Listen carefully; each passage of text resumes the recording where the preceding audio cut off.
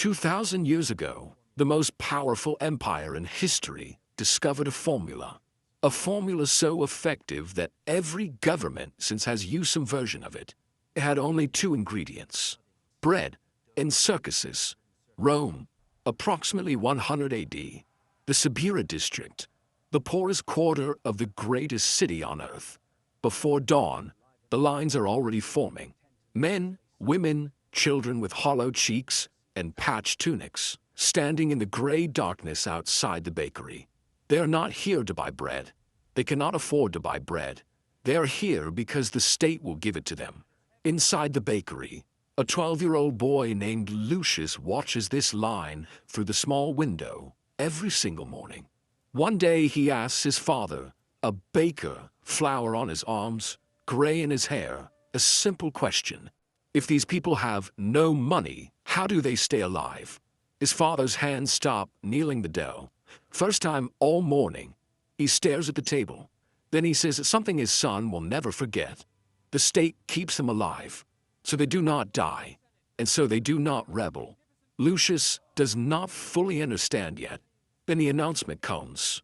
Roman soldiers march through the alleyways shouting that next week there will be great games and free grain for all citizens.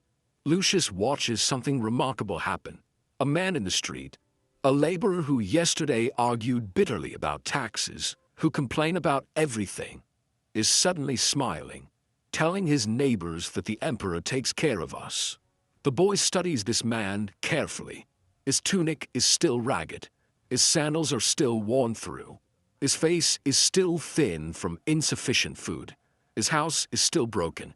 Absolutely nothing about his situation has changed. All he received was an announcement. And yet, on the day of the games, Lucius walks with his father to the Colosseum. 50,000 people inside, one oval of stone. When the first gladiator walks onto the sand, something happens to those 50,000 people that Lucius has never seen before. They transform. The same tired, hungry, silent people from the grain queue become one screaming organism. The man sitting beside Lucius, the same laborer, same ragged tunic, same calloused hands, same thin face, is screaming kill him with such ferocity that veins are visible in his neck. Every problem forgotten, every grievance dissolved, his entire world has become sand. Lucius studies this man with the eyes of a natural philosopher. Then he looks down at the wealthy senators in the best seats near the arena floor.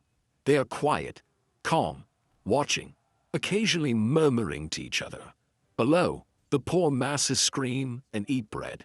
The wealthy simply observe. When the games end, Lucius walks home through happy streets. Nobody is talking about taxes. Nobody is talking about poverty. Nobody is asking dangerous questions.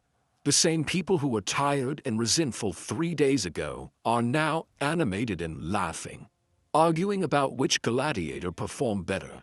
The formula has worked perfectly. That night, in the small bakery by the light of a single oil lamp, Lucius sits with his father. He says quietly, "To give us bread and games so that we do not ask questions." His father looks at him for a long moment. Then he answers, "A hungry man is dangerous, but a man whose belly is full and whose mind is occupied, he never rebels." Lucius lies awake that night, staring at the ceiling. He thinks through the 3 levels of the system. Keep them alive enough to work. Keep them content enough to stay silent. Keep them distracted enough that they never see clearly.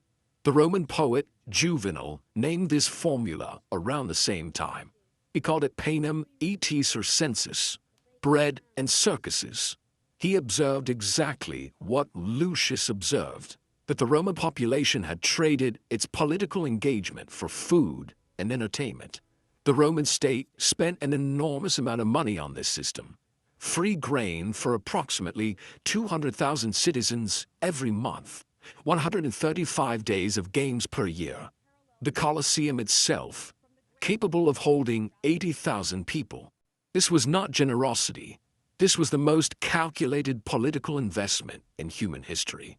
The next morning, Lucius joins the grain queue himself. He knows now exactly what the line represents, what it is designed to do, what it is designed to prevent, and he joins it anyway. Because understanding a cage does not mean you do not need to eat. This is the formula's deepest genius. The cage is invisible when you're eating bread. 2,000 years later, the formula has not changed.